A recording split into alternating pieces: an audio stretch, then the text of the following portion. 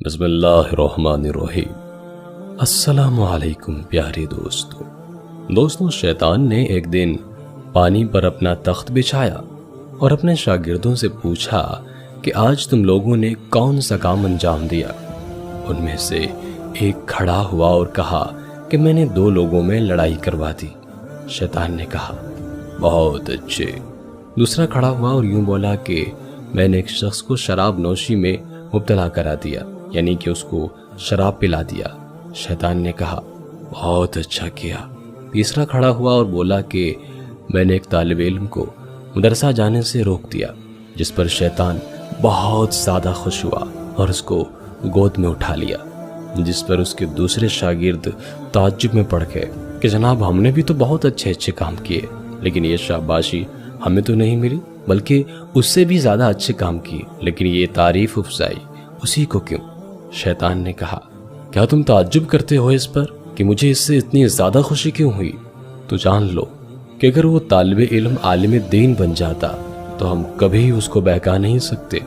آؤ میں تم سب کو تجربہ کر کے دکھاتا ہوں۔ شیطان ایک گدھے کو اچھی طرح سجا کر رات کو ایک عابد کے دروازے پر گیا اور کہا کہ تم نے بہت عبادت کی، اللہ تعالیٰ کو بہت پسند آیا، اس لیے میرے ساتھ فرشتوں کی جماعت ہے، اللہ نے تم کو معراج کی سیر کروانے کے لیے آسمان پر بلایا ہے۔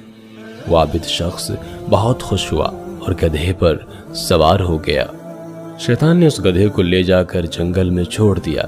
وہ عابد رات بھر جنگل میں پھرتا رہا۔ صبح ہوئی تو معلوم ہوا کہ شیطان نے اسے دھوکہ دیا ہے۔ وہ شیطان اپنے شاگردوں کو لے کر گدھے کے ساتھ ایک عالم دین کے دروازے پر پہنچا اور دستک دی۔ اندر سے آواز آئی کون؟ شیطان نے کہا آپ نے دین کا علم حاصل کیا، عبادت کی، لوگوں کو نیک راہ بتائی، اللہ کو آپ کا یہ عمل بہت پسند آیا، اس لیے آپ کو معراج کی سیر کروانے کے لیے اس نے آسمان پر بلایا ہے۔ عالم دین نے کہا تم شیطان ہو، مجھے دھوکہ دینا چاہتے ہو۔ ہمارے نبی پاک صلی اللہ علیہ وآلہ وسلم کو آسمان پر بلا کر معراج کی سیر کروائی، اب قیامت تک اللہ تبارک و تعالیٰ کسی انسان کو آسمان پر بلا کر معراج کی سیر نہیں کروائے گا۔ اتنا سننا تھا کہ شیطان وہاں سے بھاگ کھڑا ہوا اور اپنے شاگردوں سے کہا دیکھا تم نے، اس عابد کو آنے واحد میں ہم نے بہکا لیا، لیکن اس عالم دین کو نہ بہکا سکے۔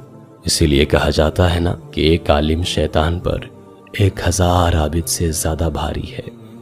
علم سیکھنا بہت بڑی عبادت ہے۔